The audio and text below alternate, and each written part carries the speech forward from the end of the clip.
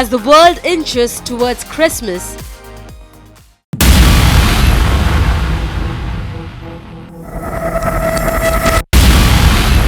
the Russia-Ukraine war grinds on. The fourth year marked by destruction, displacement and diplomatic fatigue. Snow falls on battle lines that have barely shifted. Missiles strike cities, and once again, peace talks are racing against the clock. This year, that clock bears one name: Donald Trump.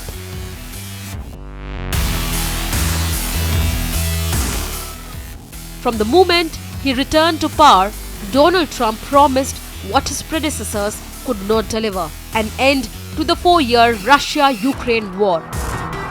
In recent weeks, that promise has hardened to reassure: first Thanksgiving, now Christmas.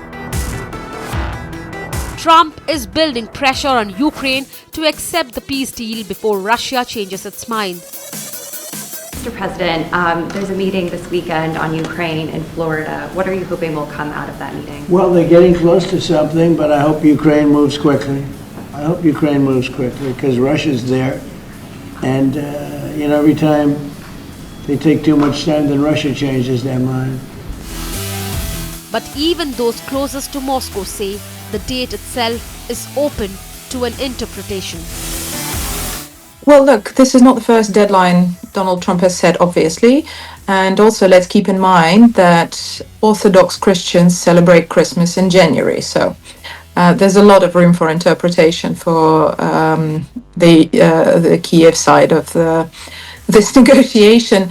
Unfortunately, I'm not sure that from what we've seen from Volodymyr Zelensky, that he would be open to accept the deal. At the heart of the effort is a US-backed peace framework, initially expansive, later trimmed, still deeply contentious. The plan seeks a ceasefire, security guarantees for Ukraine, and an end to active hostilities. But unresolved questions remain: territory, military limits, and Ukraine's long-term security alignment. Territory remains the most explosive issue. Russia currently occupies parts of eastern and southern Ukraine, including areas of Donbass and the land corridor to Crimea. Moscow wants Ukraine to formally relinquish claims over these regions. Kiev refuses. Ukrainian President Volodymyr Zelensky has previously voiced readiness to drop his country's bid to join NATO in exchange for Western security guarantees. However, he firmly rejected the US push for ceding territory to Russia as he held talks with US envoys on ending the war. Vladimir Putin has made it time and again very clear that he will not be satisfied with really pretty much any concessions from Ukraine other than Ukraine's signing of capitulation. Just this week, a day ago, he spoke for many hours to the Russian television audience, and he made it clear that Russia expects to control all of Novorossiya, New Russia area of Ukraine. For those of our viewers who don't know this actually is an area much bigger than the currently occupied territory by Russia. This would be probably another 20% of Ukraine's territory, and would in fact make Ukraine a landlocked country, would cut off Ukraine's access to the sea. So Ukraine, by signing any territorial sort of demands of Russia, would be walking into a trap of further annexation and the eventual capitulation of Ukraine. That's why Ukraine is not willing to sign any of these Russian demands that are being currently proposed. For Vladimir Putin to change his stance now would be actually quite strange. Russia has been successful on the battlefield. Our troops continue to move forward and to claim new territory. The people of these regions asked for protection back in 2022. From the standpoint of a person who speaks for the Russian people, actually agreeing to any sort of what the West calls compromise would not be a compromise, because this is the Russian-speaking population that has been dying. It is the Russian-speaking population of Ukraine that asked for our protection. So the president has been, and I believe he will be, remaining consistent on the very simple demands that Moscow has in this conflict. Then that's nothing new. Obviously, the no-block neutral status for Ukraine is never going to be negotiable, because that would essentially, any sort of bloc accepting Ukraine would be essentially putting foreign military on our doorstep. And that's a very simple kind of picture that should be understandable to our Western counterparts. The remaining points of what Moscow has been standing for this whole time are also very clear. They have been very clear from day one. And yes, the ball is in Ukraine's court. However, experts theorize that it is unlikely for Moscow to get everything it wants out of the peace deal. Territorial concessions won't just be acceptable to Kyiv and Europe, but also to the next US president after Trump. Putin will get some of what he wants, I think, in any kind of peace deal. He will get most of the Donbass, certainly the parts that are currently occupied by the Russians.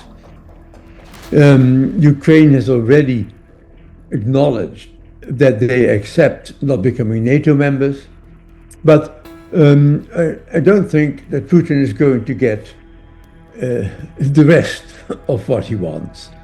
The Ukraine is not going to give up on the non-Russian occupied parts of the Donbass. Ukraine will not accept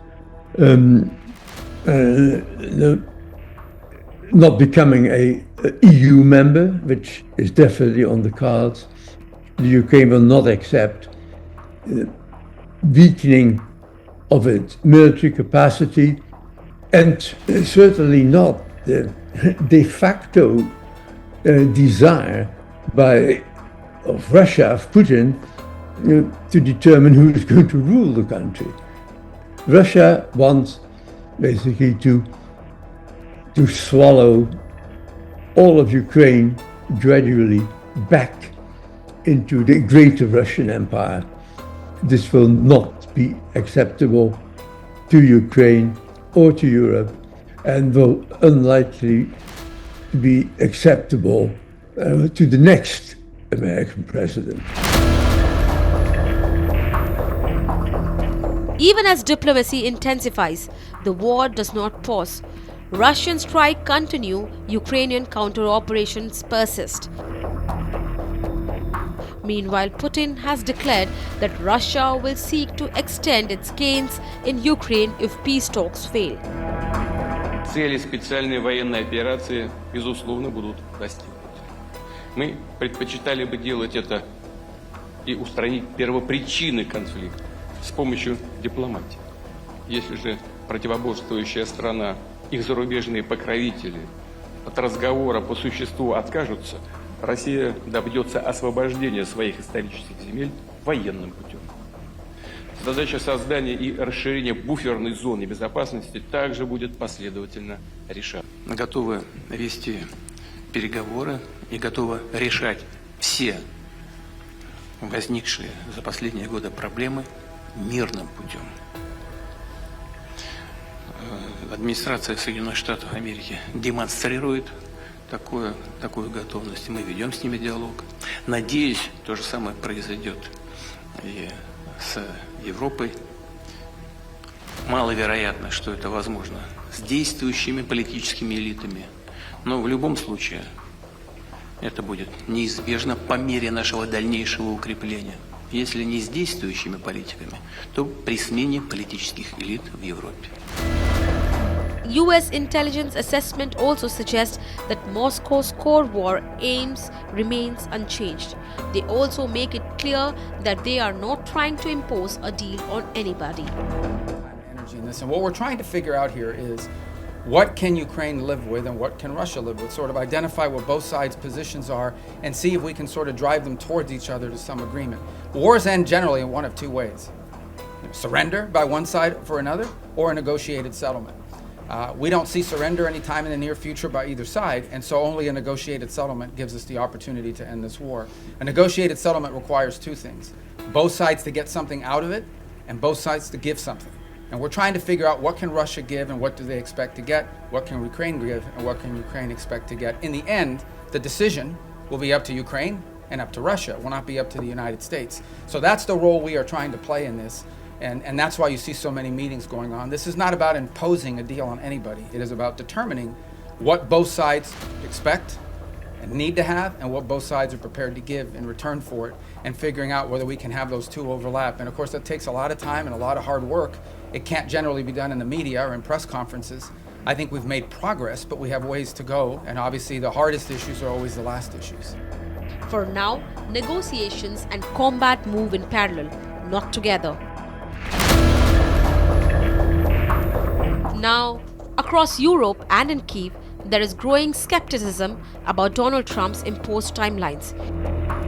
Ukrainian experts say this deadline is just a way for Trump to have some gains after his popularity ratings has plummeted. Well, I think we've heard this before, from Donald Trump. First, it was a kind of an ultimatum to accept Russia's demand to leave the Donbass by the American holiday of Thanksgiving. Now we're hearing about Christmas. It's clear that this is more about Donald Trump's own political reality than Ukraine-Russia war and the difficulties of reaching a peace agreement. Donald Trump seems to ignore those difficulties. He wants to rush this process. It's clear that his popularity rating has plummeted. The Jeffrey Epstein files have just been released. He's got a lot of problems, so he wants to show some success on the foreign relations front, and that's what explains this hurry. Ukraine has made it clear it's not willing to leave the territory of the Donbass that it still currently controls, and the European allies stand firmly with Ukraine on that score.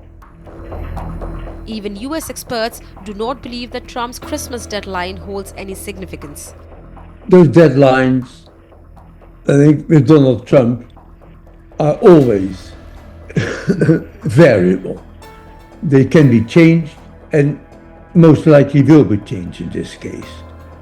The peace deal that he wants Ukraine to accept is unacceptable not just to Ukraine, but also to Europe, which views its own security for all the countries bordering on the former Soviet Union as at risk if Putin gets his way in Ukraine. So the serious territorial concessions, the doubtful, dubious security guarantees, and the cap on Ukraine's ability to defend itself militarily are simply not going to be part of any deal that Ukraine will accept. So I think we'll see further negotiations. Trump's Christmas deadline will become the early New Year deadline, and this will move on possibly for years still. It's a tragic conflict that shows no signs of ending anytime soon.